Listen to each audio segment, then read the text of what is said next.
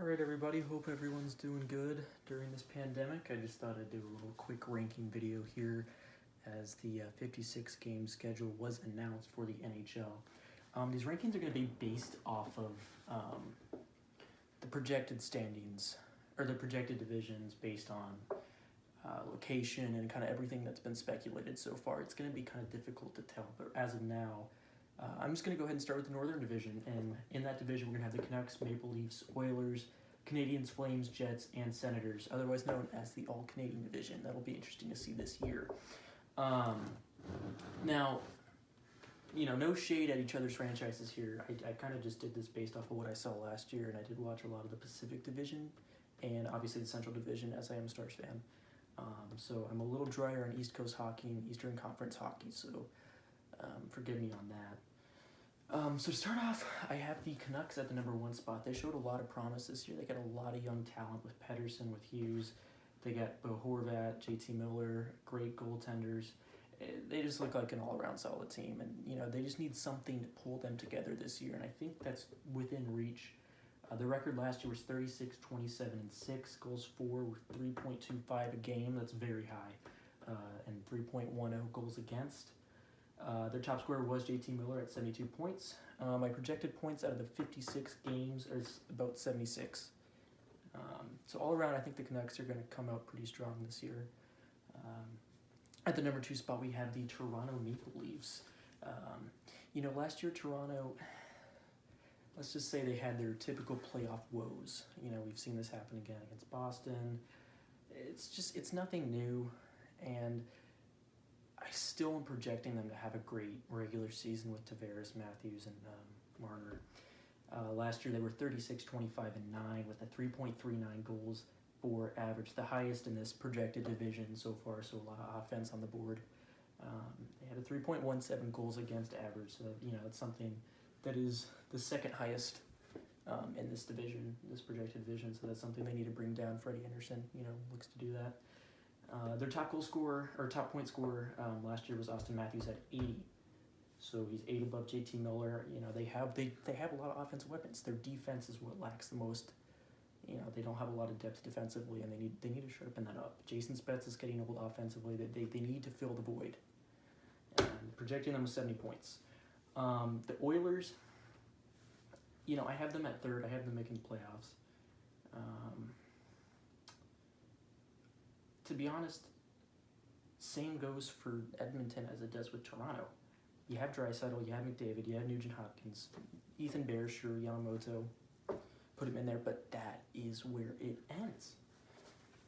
Goaltending, you got Cam Talbot. Apologies, not Cam Talbot, I'm not sure. Either way, last year the record was 31, 25, and 9. 37, 25, and 9. 3.14 goals for average. That's not terrible. I mean, when you're looking at it, that's not bad. That's about average. 3.03 goals allowed average. Also pretty good. Leading scorer, obviously, Leon Draisaitl at 110. He led the league in points. And I'm projecting them at 69. I think it's going to be pretty neck and neck with Toronto. I think what's going to make or break these teams' season is I wouldn't be surprised if these two flip-flop. Because if Toronto gets its goalie situation fixed, which it needs really badly, and Edmonton keeps doing what it's doing, I wouldn't be surprised if it passes. But I see Toronto's offense superseding Edmonton, and that's what it's going to come down to. The number 4 spot, we have the Canadiens. Last year, we all kind of remember what happened at the start of the playoffs. They felt like they shouldn't have even been in the bubble. Probably shouldn't, with a record of 31, 31, and 9. That's just a team that shouldn't even be in consideration for the playoffs. With that being said, they have a fair amount of talent left. They have, still a decent goaltender with Carey Price. But I think they're going to be able to step it up this season a little bit. And I think that's going to be, we'll get to my projected breakout stars for these division a little bit later. But with that being said, they have a 2.93 goals for average last season, pretty low, and a 3.10 goal against percentage. Thomas Tatar led them in points with 61. I'm projecting them at 62. I don't know what's going to happen with the wild card. I don't know what's going to happen with, where's the cutoff in each division. Normally it's the top 3. Who knows? At number 5 spot, I have Calgary Flames. They had a pretty big blowout, and this may be one I swap out later. To be honest, I may do it now. Looking at it, I kind of made this list pretty fast. But, they have great... As a Stars fan, I got to watch them a lot during the playoffs. Dylan Dubé, Sean Mangiapane, sorry, I can't speak. Sean Monahan, Sam Bennett, those guys are great, on top of having Matthew Tkachuk. Their depth goes pretty far, and that's something that's, obviously pretty valuable.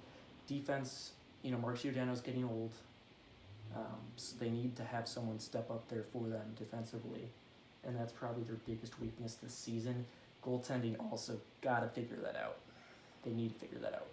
That is something that the Stars, who were not an offensive team whatsoever during the regular season, just absolutely torched them on in the first round, and it showed. And in the regular season, only hosting a 3.06 goals allowed per average, lower than the Canucks, the Maple Leafs, the Canadiens.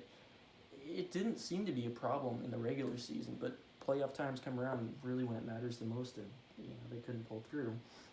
With that being said, I project them getting 59 points, relatively behind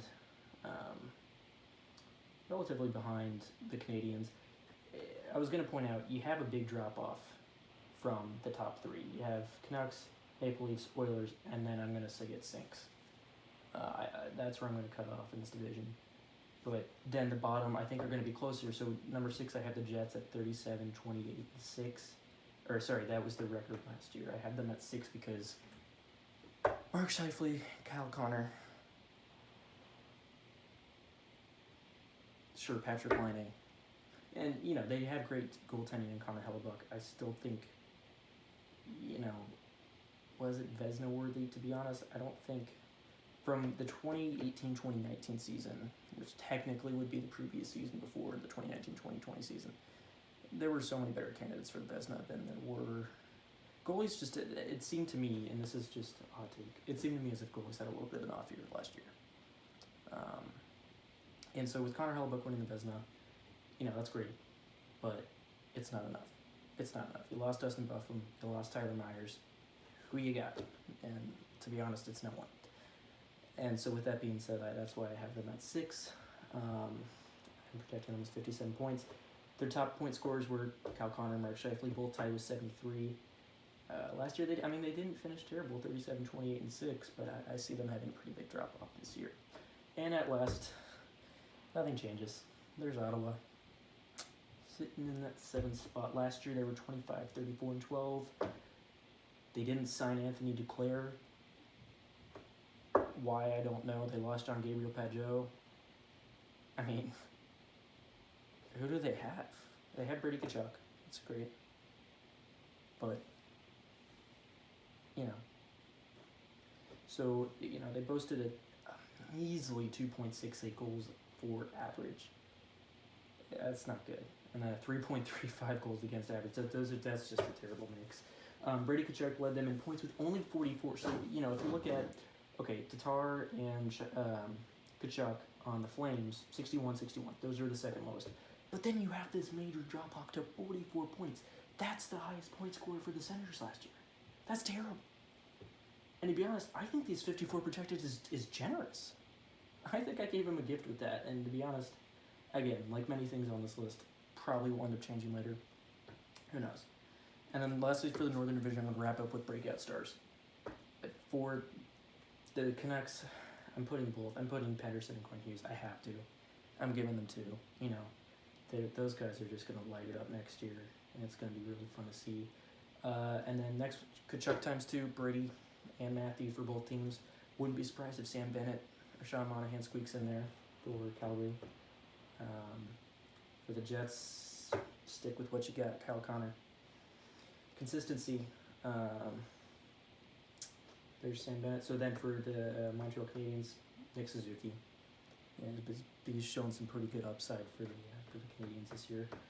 For the Maple Leafs, you know, you could have gone either way with Tavares, Matthews, and Marner. I'm just sticking with Marner just because I think, you know, he's got age on his side. Tavares is getting older. Matthews he's still very young. Don't get me wrong, very young. But Marner's got a little bit of an edge to him this year. You know, I think he wants to stick out ahead of that three-headed monster that they have established in Toronto.